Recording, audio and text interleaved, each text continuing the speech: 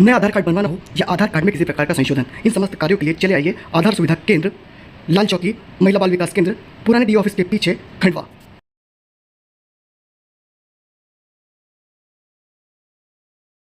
बन गया, किसी सरकार में ताकत नहीं थी कि राम मंदिर बना दें। ये तो योगी और मोदी ऐसी सरकार थी कि राम मंदिर भी बना, काशी विश्वनाथ भी बना, महाकाल भी बना, है ना।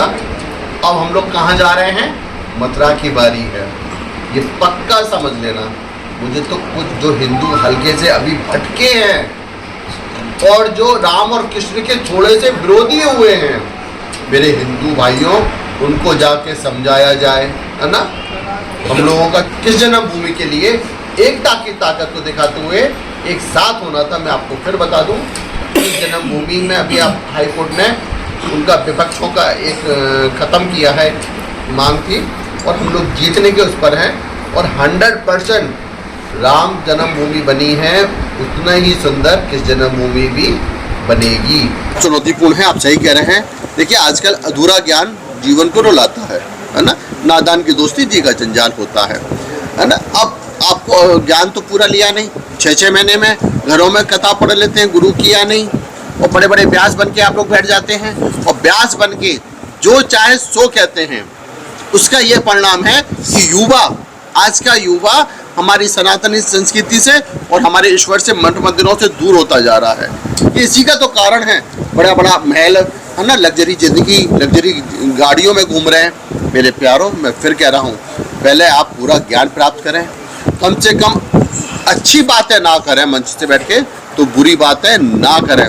मैं फिर कह रहा हूँ, अगर आप लोग इस तरह का काम करेंगे तो अखाड़े के साधु, है ना, अखाड़े के साधु, महामंडलेश्वर, मंडलेश्वर, श्रीमंत, महंत, अब अखाड़ा ये निर्णय लेगा और हमारे, है ना, इस ईश्वर के लिए कोई भी चीज़ बर्दाश्त नहीं करेगा। इस निंदा कानून की मांग हम लोग इसलिए तो कर रहे हैं, भारत के सभी लोगों को इस निंदा कानून की मांग करनी चाहिए। अगर हमारे ईश्वर पे कोई बोले तो उस पर कड़ी से कड़ी सजा होनी चाहिए। पूरा विश्व शांत बैठा हुआ है, पूरे विश्व को आवाज़ उठानी चाहिए।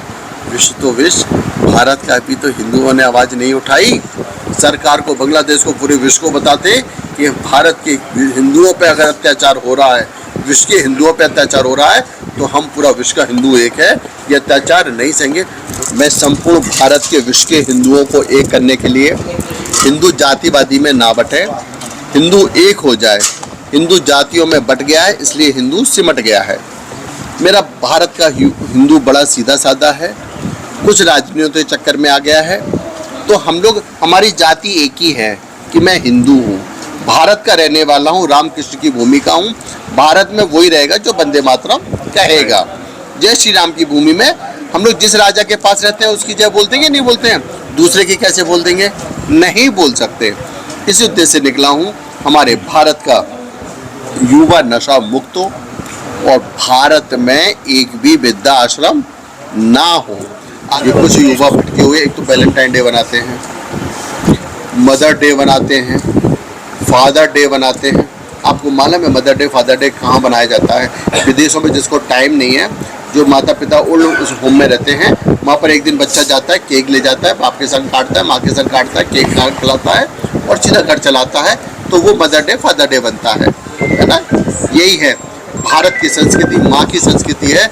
यहाँ राम ने अपनी माँ की आज्ञा का पालन किया और यहाँ का मुखिया, भारत का मुखिया अपने माँ के चरण छीके पूरे विदेश में जाता था। उसकी ताकत पूरा विश्व देख रहा है। अच्छा कर रहे हैं। नवलगिरी महामंडलेश्वर चुनाव काढ़े का है, धर्मांतरण रोकने के लिए तो निकला हुआ है।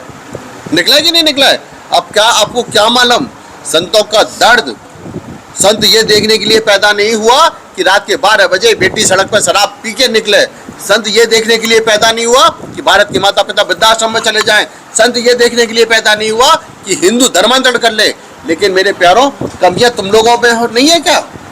मैं बार बार क्या चिल्ला रहा हूँ कि तिलक लगाओ, कंठी पहनो, हनुमान चालीसा करो, चोटी रखो, जनेऊ पहनो, है ना। अगर आप लोग तिलक लगाएंगे, हनुमान चालीसा जाएंगे, मंदिरों में जाना शुरू करेंगे, तो ये गारंटी है आपका कोई भी परिवार का आदमी धर्मांतरण नहीं करेगा।